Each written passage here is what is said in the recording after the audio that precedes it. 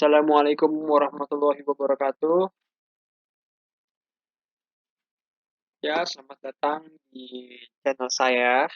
Dan di video kali ini saya akan memberikan sebuah materi tentang sistem basis data. Tapi sebelum itu saya perkenalkan terlebih dahulu. Nama saya Nova Rafif. Oke, saya akan menjelaskan mengenai ERD atau Entity Relationship Diagram. Apa sih ERD itu? ERD itu adalah suatu model untuk menjelaskan hubungan antar data dalam basis data berdasarkan objek-objek dasar data yang mempunyai hubungan antar relasi. ERD untuk memodelkan struktur data dan hubungan antar data. Untuk menggambarkannya digunakan beberapa notasi dan simbol. Bentuk dasar dalam sebuah ERD atau basicnya ERD itu terdiri dari 3 komponen. Itu yang pertama itu adalah entity atau entitas. Apa sih entitas itu? Entitas itu adalah merupakan objek dasar yang mewakili sesuatu yang nyata dan dapat dibedakan dari sesuatu yang lain. Yang kedua, relation atau relasi. Apa sih relasi itu? Relasi itu adalah merupakan hubungan yang dimiliki suatu entitas dengan entitas yang lainnya. Kemudian yang ketiga itu ada atribut. Apa sih atribut itu? Merupakan keterangan yang terkait pada sebuah entitas yang perlu disimpan sebagai ciri antara entitas yang satu dengan yang lainnya. Kemudian ada pemetaan ERD dalam tabel. Itu gimana sih pemetaan itu?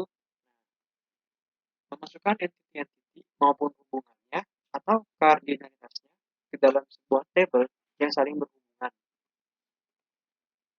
Entity. Entity itu terbagi menjadi 2 bagian. Itu adalah strong entity. Nah, strong entity itu adalah entitas yang berdiri sendiri, keberadaannya tidak tergantung dengan entitas yang lain. Yang kedua itu ada weak entity. Weak entity itu berisi entitas yang kemunculannya tergantung pada eksistensinya dalam sebuah relasi.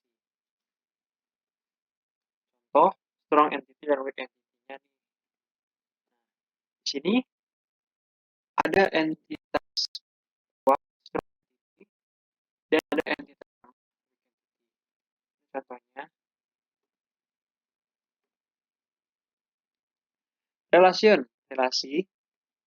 relasi binary.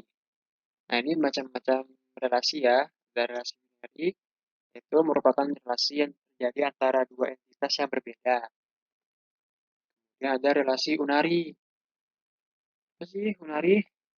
Merupakan relasi yang terjadi dari sebuah entitas ke entitas yang sama.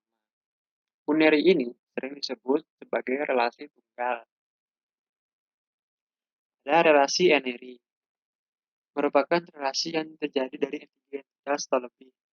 Ini relasi ini ada tiga macam ya. Ada binary, unary, dan n-ary. Ini contoh-contoh untuk binary ya. Ini kita bisa lihat di entitasnya dua, ada entitas oleh jadi dosen mengajar mata kuliah. Lalu contoh menarik, entitas satu, ya dosen doang. Contoh n-ary, nah ini dia entitasnya ada tiga ya.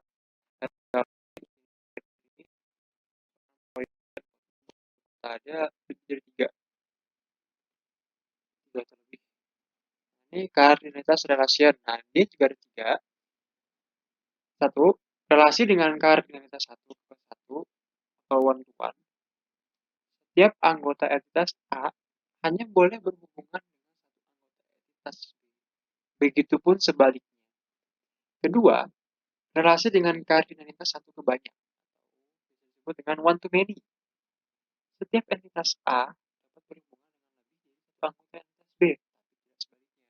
Nah, untuk yang one to many ini, juga yang kebalikannya itu many to one, sebenarnya sama aja. Kemudian yang ketiga itu ada relasi dengan kardinalitas banyak ke banyak. Setiap entitas satu dapat berhubungan dengan banyak entitas dua, dan begitu pun sebaliknya.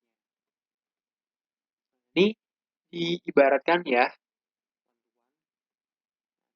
seperti ini. Di one to one, yang one to many diibaratkan itu seperti ini.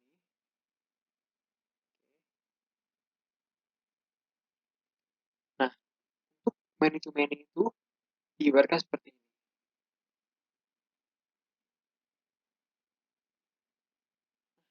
Untuk jenis-jenis atribut, itu simple atribut merupakan n atribut yang sudah tidak bisa dibagi lagi ke dalam atribut yang lebih kecil. Kedua, composite atribut merupakan atribut yang dapat dibagi lagi membentuk atribut yang baru. Ketiga, single valued atribut merupakan atribut yang hanya memiliki satu nilai di dalamnya. Keempat, multi valued atribut merupakan sebuah atribut yang memiliki isi banyak satu bahkan kosong di dalamnya. Diraih atribut sesuatu atribut yang isinya didapat dari hasil komputasi atribut yang lainnya. 6. Stored atribut merupakan atribut yang nilainya tidak bisa diturunkan. Oke, ini lanjutan materi yang tadi. Sekarang kita memasuki materi DDL dan DML. Apa sih DDL itu? DDL itu adalah Data Definition Language. Itu kumpulan perintah SQL yang digunakan saat membuat atau create, mengubah atau alter, dan menghapus atau drop struktur dan definisi tipe dari objek-objek database. Kemudian DML. Apa sih DML itu? DML itu adalah Data Manipulation Language. Adalah kumpulan perintah SQL yang digunakan untuk proses pengolahan isi data di dalam tabel, memasukkan, merubah, menghapus isi data, dan tidak terkait dengan perubahan struktur dan definisi tipe data dari objek database. Nah, fungsi dalam MySQL itu ada create, perintah digunakan untuk membuat tabel. Ada alter, perintah untuk mengubah struktur tabel. Ada rename, perintah untuk merubah nama objek. Ada drop, perintah untuk menghapus database dan tabel. Nah, ada juga insert untuk menambah data atau record pada database. Ada delete untuk menghapus pada database. Ada update untuk merubah mau memperbarui data pada database. Ada select untuk menampilkan data dari suatu table pada database. Oke, langsung saja kita coba. Pastikan Anda mempunyai SQL database. Saya menggunakan MVP. Start, oke, lalu klik shell.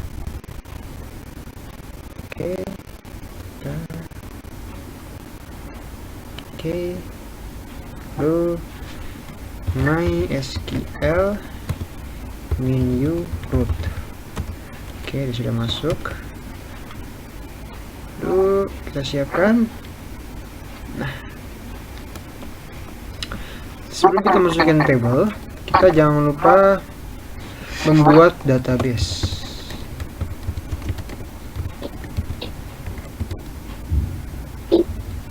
Create database and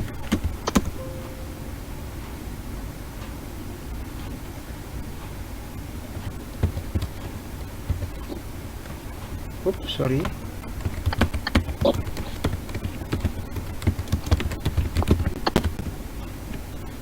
Oke.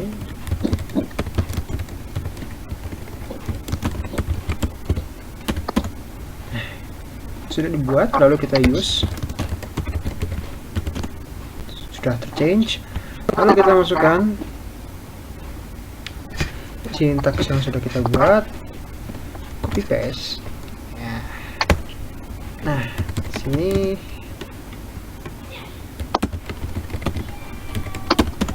Nah, di sini kalian bisa lihat tipe datanya integer, saya dimasukkan integer. Nah, dia ada primary key, nama mahasiswa, varcharnya atas 30, lalu no HP mahasiswa 15, tipe datanya. Lalu kemudian kita masukkan datanya, kita insert. Oke, lalu kita coba select bintang from nama tabelnya. Nah, kalian bisa lihat lagi mahasiswanya itu dia. Nah, mahasiswanya ada Bernard, Lebron, nomor handphonenya juga ada. Lalu kita coba alter table si tabel mahasiswa, lalu di add itu menambahkan kolom. Nah, menambahkan kolom untuk umur mahasiswa. Oke, kita coba lihat select from mahasiswa. Nah, teman-teman bisa lihat di sini dia sudah tertampil, cuman masih datanya masih 0, tidak ada. Jadi kita harus mengupdate-nya dulu ya teman-teman. Kita update dulu. Oke, sudah masuk. Lalu select from mahasiswa. Nah, ini dia teman-teman. Teman-teman bisa lihat tuh umur mahasiswa si Bernard 19 tahun, Lebron 39. Nah, saya menggunakan where karena saya ingin menambahkan ini untuk si Bernard yang umurnya 19 tahun. Jadi saya where cirinya itu saya mengambil dari nomor handphone. Iya, sih. Nah, ini dia. Saya minta ini. Sini. Nah, jadi nanti dia langsung update untuk set yang si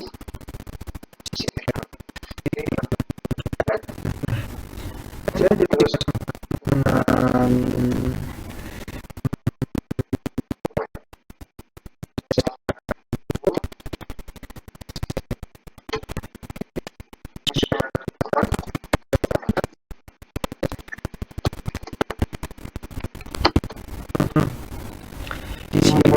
Bernard hilang karena saya di sini bilang delete from mahasiswa where umur mahasiswa 19. Nah, kebetulan di sini si Bernard umurnya 19 tahun, jadi dia bakal dihapus. Kemudian saya ingin mendrop table. Saya ingin mendrop table si mahasiswa ini. Jadi caranya itu seperti ini. Titik drop table mahasiswa. Oke, coba saya select.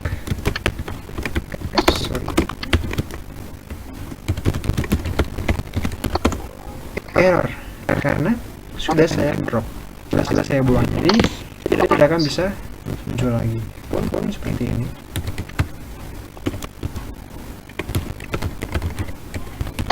Ya, sudah error. Oke, sekian dari saya tentang materi DDL dan DML-nya. Kurang lebihnya mohon maaf. Nanti akan ada lanjutannya di sini berikutnya. Terima kasih atas perhatiannya. Assalamualaikum warahmatullahi wabarakatuh.